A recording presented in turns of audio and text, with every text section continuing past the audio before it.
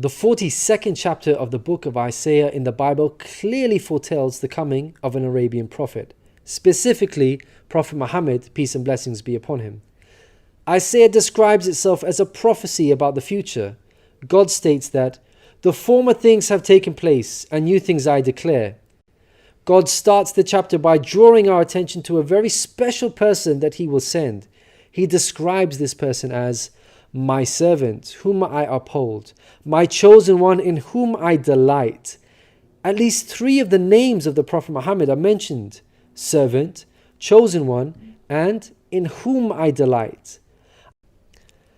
Isaiah is originally written in Hebrew. Arabic and Hebrew share a lot of common words because they are both Semitic languages. Isaiah uses the Hebrew word ebed for servant. The Arabic word for servant is abd. Prophet Muhammad is known as God's servant. In Arabic, Abdullah. Chosen one is Mustafa in Arabic. This is another of the names of the Prophet Muhammad. The one in whom God delights in shows that this person is beloved to God. Habibullah in Arabic, which means beloved of God, also happens to be one of the Prophet Muhammad's names. In Isaiah, God also reveals the location of this special person. He states, "Let the wilderness and its towns raise their voices.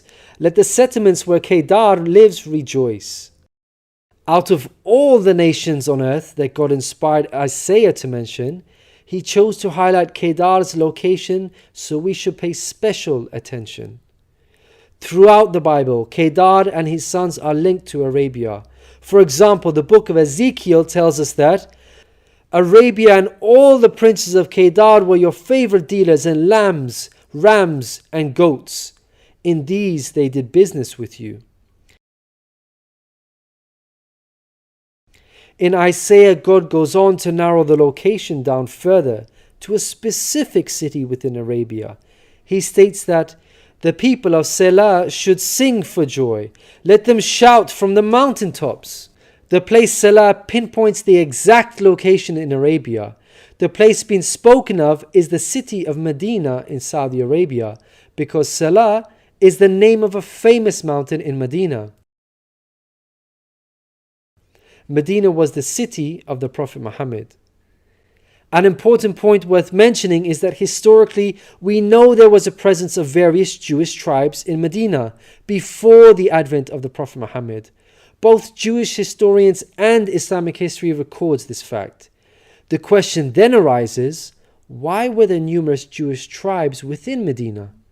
The answer is that the learned Jews were aware of this prophecy in Isaiah and were anxiously awaiting the coming of a new prophet. Islamic history records the fact that whenever a dispute arose between the Jews and the Arabs in Medina, the Jews used to taunt their pagan Arab neighbors by saying, "When our prophet arrives, we shall obliterate you." The Qur'an also affirms this. God says, "Is it not a sign to them that the learned men of the children of Israel knew it as true?" In Isaiah, God informs us that the special person will bring something new. Mankind is told that we will sing to the Lord a new song, His praise from the ends of the earth. The statement "a new song" means a new law, a new way of worship. This is exactly what Islam represents. The emphasis on the new song here is singing the praise of God all over the earth. The Quran opens with the statement, "Praise be to God, Lord of the worlds," and is recited by Muslims all over the world during prayers every day. The new song cannot refer to Jesus because he did not bring about anything new. Rather, he confirmed the law of Moses that was already there. In the Gospel of Matthew, Jesus said, "Think not I am come to destroy the law or the prophets. I am not come to destroy, but fulfill." Jesus obeyed and followed the law of Moses throughout his life. Jesus didn't sing a new song. He sang the same song of Moses, the Torah. Moreover, the disciples of Jesus also followed the law of Moses, even after Jesus departed. In the book of Acts, we are told that the disciples looked to the Torah for guidance. For the law of Moses has been preached in every city from the earliest times. In Isaiah, God emphasizes the universal mission of the coming person by mentioning that he will be made a covenant for the people and a light for the Gentiles. Gentiles means non-Jews. The Qur'an confirms the Prophet Muhammad, peace be upon him, was sent to the whole of mankind, Jews and Gentiles alike. In the Qur'an, God tells us, "We have sent you, O Prophet, as a bearer of glad tidings and a warner for the whole of mankind, but most people have no knowledge." The verse in Isaiah cannot apply to Jesus, because in the Gospel of Matthew, Jesus said, "I was sent only to the lost sheep of Israel." In Isaiah, God further states that he will lead the blind by ways they have not known. Along unfamiliar paths I will guide them. The pagan Arabs at the time of the Prophet Muhammad fit this description perfectly, because they had not been sent a messenger prior to Muhammad. The Qur'an bears witness to this. God states that Muhammad was sent to warn a people to whom no warner has come before. The verse in Isaiah cannot apply to Jesus, because his people, the Israelites, had already received a multitude of prophets from God.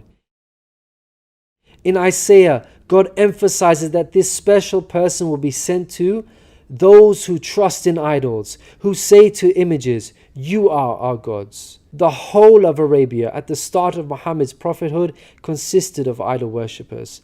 Again, this cannot be a reference to Jesus, because his people, the Israelites, were monotheists and not idol worshippers.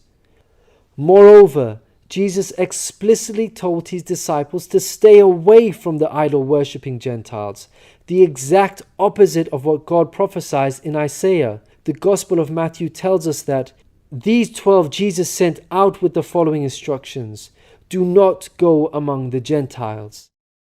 In Isaiah, God states that this special person will be a warrior and will go forth as a mighty man. He shall stir up jealousy like a man of war. He shall cry, yea, roar.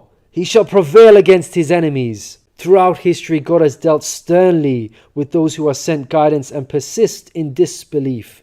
Prophet Muhammad, peace be upon him, had to engage in many battles with the idol-worshipping enemies of God and ultimately prevailed against them. By comparison, Jesus did not triumph over his enemies. According to Christians, he was crucified by them. Moreover, Jesus wasn't interested in fighting. He was not a man of war. He was a pacifist, according to the Bible. He said such things as, "For all who draw the sword will die by the sword," and "My kingdom is not of this world. If my kingdom were of this world, then would my servants fight." In Isaiah, God gives us a list of momentous achievements for this special person. Chief of these is that the idol worshippers will be turned back in utter shame. Not only did the Prophet Muhammad conquer Mecca, the pagan capital of Arabia, but by the end of his life, in just 23 short years of prophethood, Arabia had shunned idol worship and now worshipped the one true God of Abraham. This cannot apply to Jesus, as it was Christians themselves who were humiliated and greatly ashamed for hundreds of years after Jesus. They were persecuted at the hands of the Roman Empire, who were idol worshippers. They executed some of the apostles of Jesus, such as Peter and Paul. Christians were tortured and even fed to the lions. Finally, Isaiah closes with an admonishment from God. "Hear, you deaf. Look, you blind, and see. You have seen many things, but you pay no attention. Your ears are open, but you do not listen. Which of you will listen to this or pay close attention in time to come?" It seems clear that the deaf and blind God is talking about in this verse are those who reject Prophet Muhammad, peace be upon him.